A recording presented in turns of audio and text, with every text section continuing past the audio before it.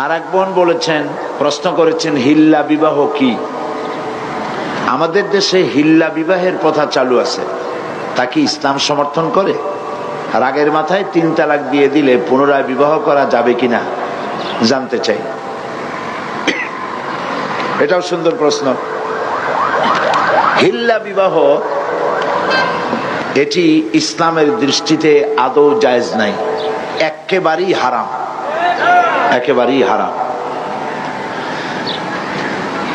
তালাকের বিষয়টা, হিল্লা প্রশ্ন আসে তালাকের পরে, তাই না? সেজন্য তালাকের কথাটা আগে বলে নেই। ইসলাম কিন্তু তালাক চায় না। আল্লাহর কাছে সমস্ত বৈধ জিনিসের মধ্যে 2টি বৈধ অত্যন্ত জঘন্য, নিকৃষ্ট। একটি হচ্ছে ভিক্ষাবৃত্তি, আরেকটি হচ্ছে তালাক। আল্লাহ পাক আদৌ পছন্দ করেন না। কিন্তু তারপরেও তালাক প্রথাকে ইসলাম তালাকের প্রভিশন রেখেছে।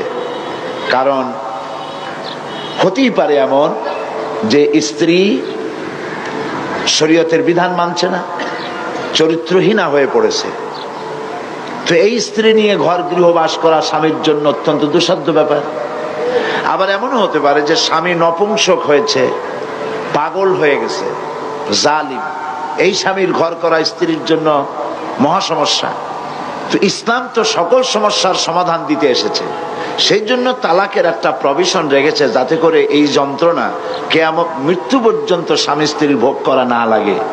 কিন্তু এই তালাকটা কখনোই রাগের মাথায় পানে চুন কম হয়েছে কেন, বেগুন ভর্তায় লবণ বেশি হলো কেন, গোশতের মধ্যে তেল বেশি হলো কেন, ভাত এত নরম হয়েছে কেন, এই সব হাবিজাবি কথাবার্তা দিয়ে কথায় কথায় স্ত্রীকে তালাক দেওয়া যাবে না। তালাক হচ্ছে, দেখা গেল যে স্ত্রী দুশ্চরিত্রা, চরিত্রহীনা, অথবা শরীয়তের বিধান মানে না, তাকে চেষ্টা করা হবে, স্বামী স্ত্রীর মনোমালিন্য হয়েছে, চেষ্টা করা হবে মনোমালিন্যকে দূর করে স্বামী স্ত্রীর ভালো সম্পর্কে স্থাপনের জন্য চেষ্টা করা হবে। সেজন্য কোরআন শরীফ বলেছে যে এই চেষ্টার জন্য উভয় পক্ষের মুরব্বীদেরকে ডেকে সালিশ করো।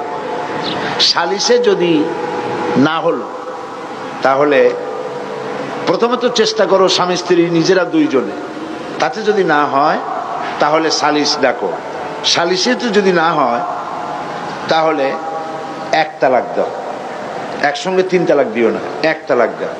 1 তালাক দিয়ে সময় দাও, বিছানাটা আলাদা করে দাও, একসাথে এক বিছানায় থেকো না। 1টা তালাক দিয়ে অপেক্ষা করো, দেখো যে 1 তালাক পাওয়ার পরে স্ত্রী তার চরিত্র সংশোধন করে কিনা, ফিরে আসে কিনা। যদি ফিরে আসে তাহলে 2য় মাসে তাকে তুমি তোমার কাছে ফিরিয়ে নিতে পারো। এ হলো আল্লাহর বিধান। এ বিধান কার? আল্লাহর বিধান। কোরআন শরীফে আল্লাহ পরিষ্কার বলেছেন 2য় মাসে তারে ফিরায় নাও।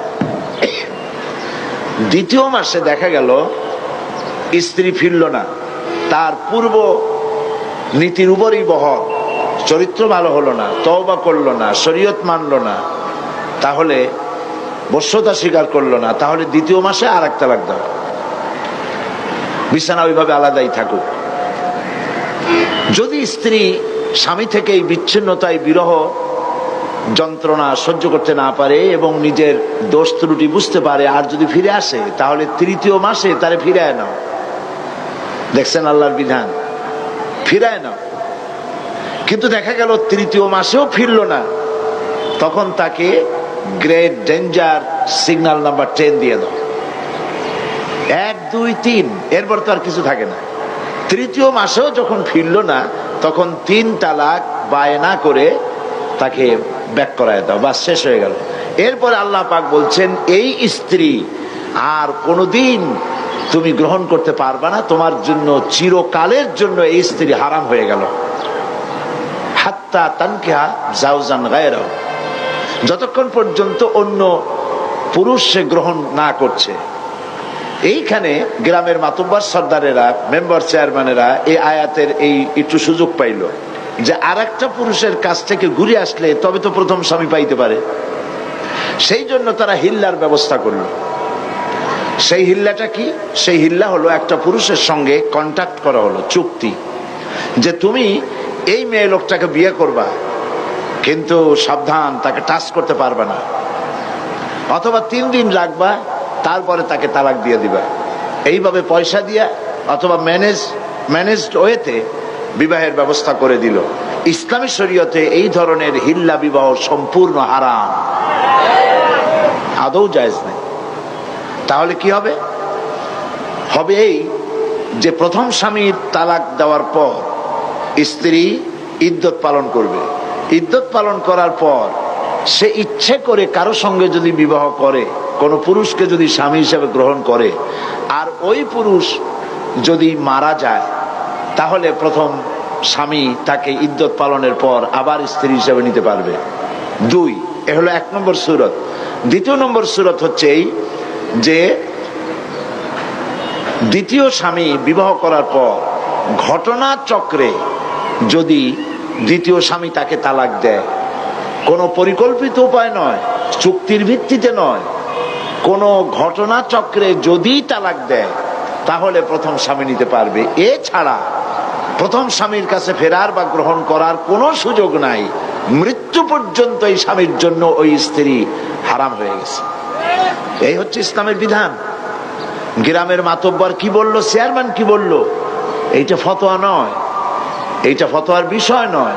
আজ পত্র পত্রিকাগুলি আর এনজিওরা খালি বলতেছে ফতোয়াবাজ, ফতোয়াবাজ, ফতোয়াবাজ। এই কথাটা একটা বিদ্বেষমূলক কথা। যেমন হামলাবাজ, মামলাবাজ, দুর্নীতিবাজ, এইগুলি যেমন শব্দ, ফতোয়ার সামনে তেমন কোনো বাজ শব্দ বসানো যায় না। যারা ফতোয়াবাজ বলে ওরা নিশ্চয়ই মতলববাজ। এটা মতলব করে, দুর্বিসন্ধি করে ফতোয়ার মতো এত বড় গুরুত্বপূর্ণ বিষয়কে নিন্দনীয় করার জন্য এই ব্যবস্থা তারা গ্রহণ করেছে। সুতরাং এই বোনের এই প্রশ্নের জবাবে আমি বলছি, হিল্লা বিবাহ ইসলামী বিধান অনুযায়ী কোরআন হাদিসের দৃষ্টিতে সম্পূর্ণ সুস্পষ্টভাবে হারাম, তো জায়েজ নাই।